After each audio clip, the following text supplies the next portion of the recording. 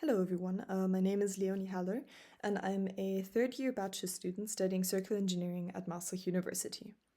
I work as a student assistant for Martin Bousset, who is an assistant professor at Maastricht University, and together we redesigned a core engineering mathematics course by making it more sustainable.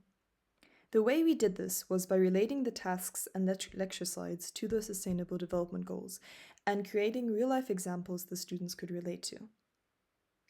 The overall goal was also to connect this to the program vision. But first let me explain what this bachelor is all about. So the Bachelor of Science Circular Engineering focuses on the transition towards the circular economy. This also means that a lot of the courses we have are focused on sustainability or the circular economy, however not necessarily the mathematics or science courses.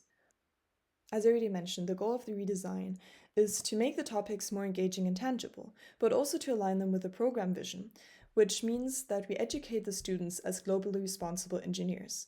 By connecting the tasks to global and relevant topics, we teach the students how to follow this path. Of course, another reason for this redesign is that calculus is very challenging.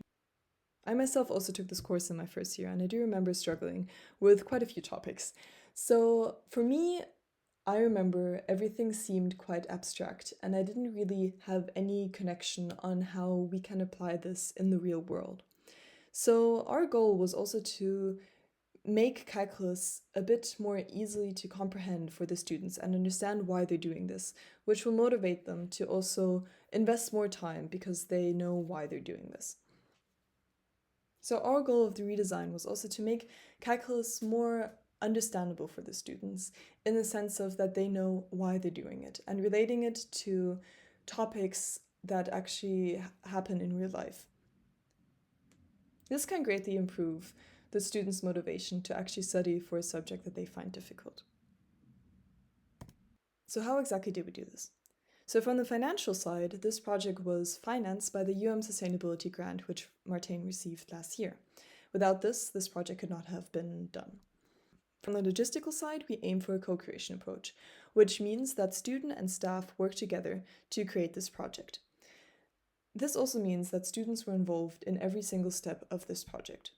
We used the ADDIE approach, which is analysis, design, development, implementation, evaluation, and dissemination. So this method separates everything that needs to be done into smaller steps.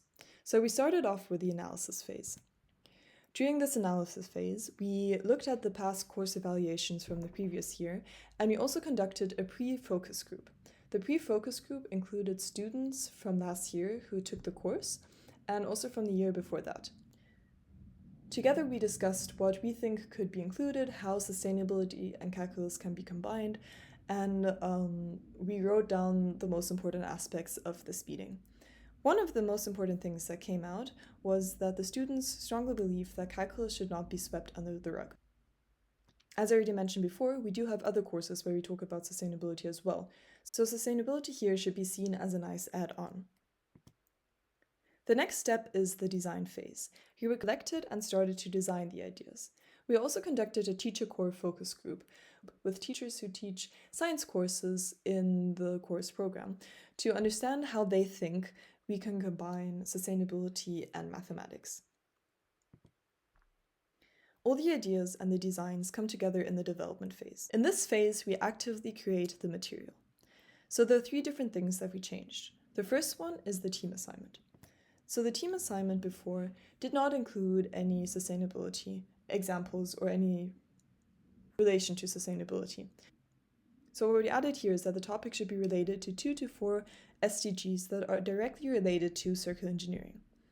And the second part that we changed is that the topic should be connected to one of their team members' hometown, city, or country.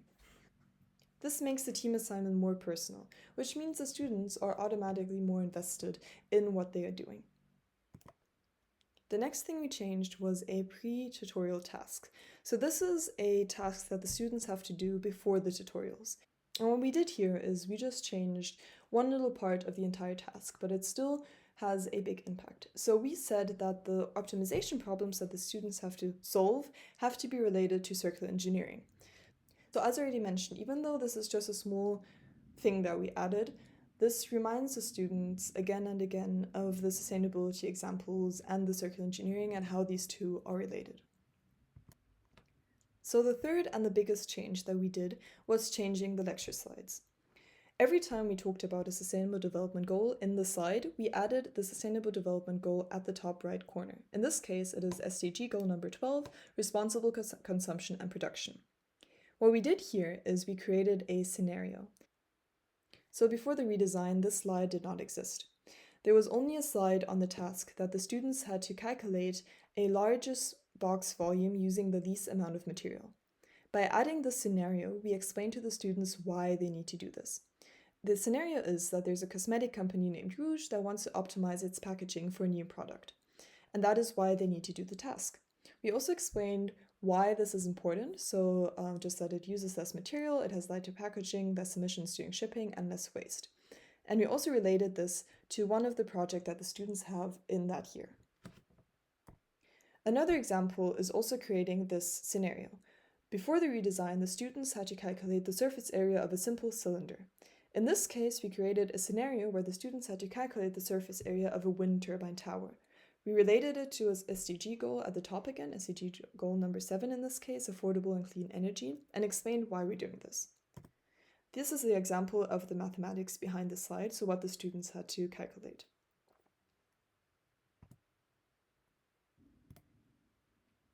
Next, we go into the implementation phase. So in this phase, the redesigned material is being introduced to the students, and the course is being run. After the course has been completed, we conduct an evaluation and also dissemination. So the first thing we did was to do a survey. So these are the survey results. And the questions that we asked were: how relevant were the sustainability examples in the calculus course? How well did the integration go? How did your awareness increase? How did your awareness of sustainability increase through these examples? How did your understanding of calculus increase through the sustainability examples? To what extent was your view on sustainability enriched by looking at the sustainability topics through the lens of calculus? And how did the team assignment increase your understanding of sustainability? None of the questions here were viewed as very negative. As you can see here, the awareness has the least impact of all, but this also makes sense because the students studying circular engineering already have an interest in sustainability, and they already have courses on sustainability in this program. So it makes sense that their awareness didn't necessarily increase by having some sustainability topics. However, we can see that the relevance and integration went very well, and the students did find that these sustainability topics can be connected to calculus. So this just shows that it is definitely possible to combine sustainability and calculus. Next, we also look at the standard course evaluation to see if there's any more information that the students might have shared. So we also conducted a post-focus group. So we had a group of a few students who took the course and also a few who retook the course so they could compare it to the previous year. And here they really said that they liked the personal aspect of the team assignment, and they even wished for more sustainability examples. At the same time, they did say that they don't want the sustainability examples to overtake the course, as mentioned in the pre-focus group. The last step that we did was dissemination. This is an extremely important step in the entire project, in order to spread awareness that you can indeed combine sustainability with scientific topics. So we did this by posting on LinkedIn and also creating a YouTube video. The most recent thing that we did was to write a practice paper about this project that will then be presented at the SEFI conference in Finland this year, which is an engineering education conference.